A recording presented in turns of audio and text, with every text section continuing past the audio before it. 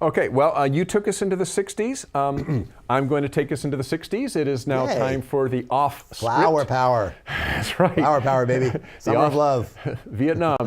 This is the off script portion of our program where Mike and I pose questions to each other that we're completely unaware of. You're going to ask me about Woodstock. No, I'm not going to ask you whether you went to Woodstock. And you talked about a long introduction. I've got a long introduction. Okay. So let me set this up. 1962, John Fitzgerald Kennedy, President of the United States. At that time, the administration was really worried about inflation. Inflation was a problem. They were trying to deal with it. And they wanted, what they were trying to encourage companies and unions and everybody else is to keep wage increases and price increases down. Let's, we don't want to jack things up and make inflation worse. And one of the things that they worked with is the administration was working with with 11 steel companies at the time. Now, it was, there were two things going on. There was, the AFL-CIO was trying to work out a new contract with the steel companies. The steel companies obviously wanted to raise prices, always do. And the administration was saying, look, AFL-CIO, settle for less than what you really want, just for now, right? Steel companies, don't raise your prices for now. Let's battle this inflation issue. AFL-CIO and the steel companies agreed. And the AFL-CIO allowed just kind of a modest increase in benefits to happen. Right after that contract, within 10 days of that contract being signed, what was his name? Roger Blau, CEO of U.S. Steel, personally went to Kennedy's office and personally told Kennedy that U.S. Steel and others were immediately raising steel prices by 3.5%. This was after kind of this agreement, right? But now the contract signed with the labor guys, basically kind of giving JFK the finger. This is what we're doing. We're raising prices. The very next day, we have Kennedy's response at a press conference. We'll watch that clip.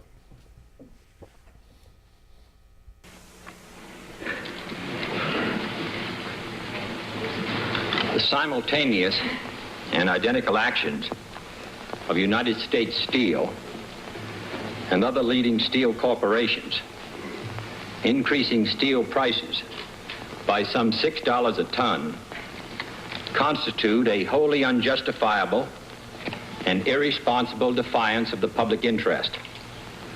In this serious hour in our nation's history, when we are confronted with grave crises in Berlin and Southeast Asia, when we are devoting our energies to economic recovery and stability, when we are asking reservists to leave their homes and families for months on end, and servicemen to risk their lives, and 4 were killed in the last 2 days in Vietnam, and asking union members to hold down their wage requests, at a time when restraint and sacrifice are being asked of every citizen, the American people will find it hard, as I do, to accept a situation in which a tiny handful of steel executives, whose pursuit of private power and profit exceeds their sense of public responsibility, can show such utter contempt for the interests of 185 million Americans. A few gigantic corporations have decided to increase prices in ruthless disregard of their public responsibilities. Some time ago, I asked each American to consider what he would do for his country. And I asked the steel companies. In the last 24 hours, we had their answer. Yeah.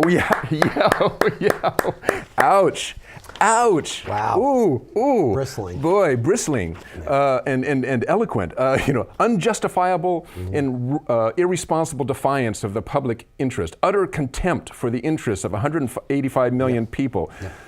I asked steel companies in the last 24 hours and we had their answer. Here's the question I'm posing.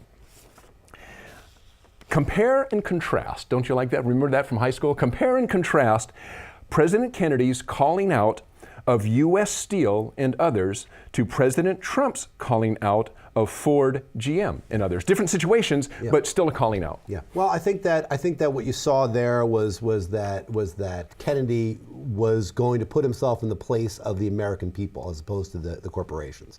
And I think that what Trump is doing in terms of using this idea that it really suits the American people, I don't think is exactly the same thing in terms of Ford and GM. I think that the steel industry is different than the automotive industry. I think the steel industry at that time was certainly more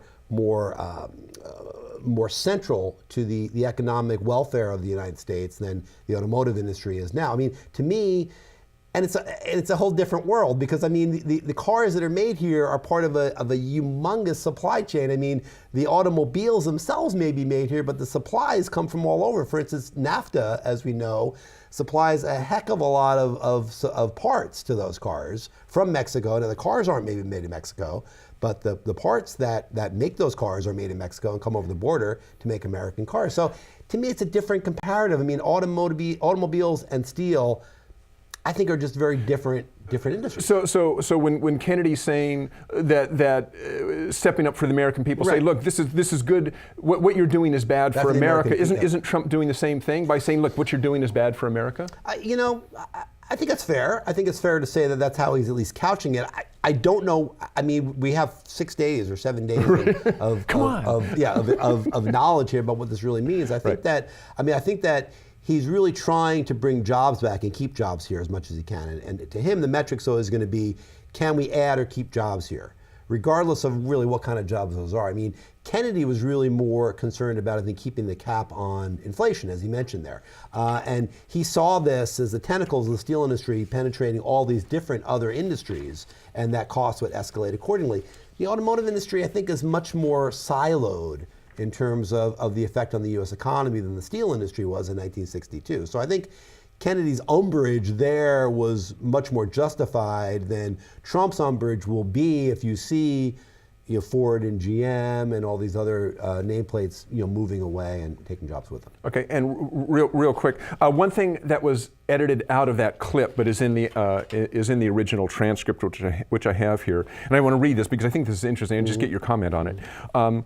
In short, at a time when they could be exploring how more efficiency and better prices could be obtained, reducing prices in this industry in recognition of lower costs, their unusually good labor contract, their foreign competition, and their increase in production and profits, which are coming this year, a few gigantic corporations have decided to increase prices and ruthless disregard to public responsibilities. So the initial part of that is they should be exploring more efficiency and how better prices could be obtained and so forth. Well, yeah, and I mean it's analogous to the automation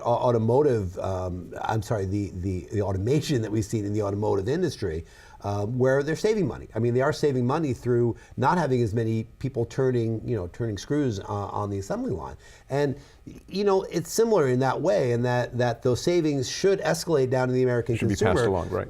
I don't know if they will or not. I mean, who knows? I mean, if you're a shareholder of Ford or GM, it will be. You'll get the benefit of that. But will prices come down for cars on sale in the U.S. market? Doubtful. I mean, if prices go down by 5%, I don't think you'll see a cut in prices.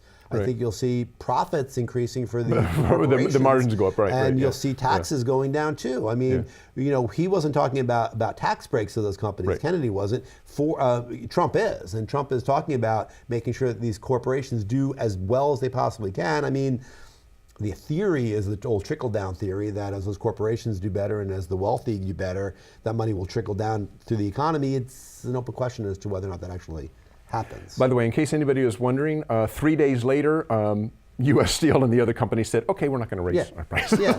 Well, okay. That's known as a year later, though, they did. So. They did. Well, that's known as the bully pulpit right there. I mean, but yeah, what you saw in that clip was Kennedy was mad. Oh yeah, he was bristling mad. Yeah, and that was a very